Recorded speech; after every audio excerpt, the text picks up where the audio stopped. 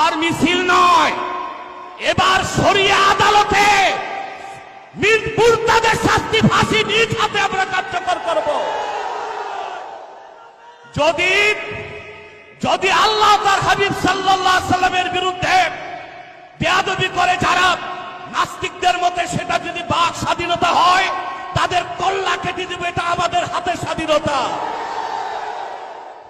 প্রিয় ভাইরা, আমি বলবো হেফাজতে ইসলামের শীর্ষ নেতৃবৃন্দকে, আপনাদের যাত্রা হয়েছে শহীদ কাফেলার মাধ্যমে। আপনারা চূড়ান্ত প্রস্তুতি দিতে হবে।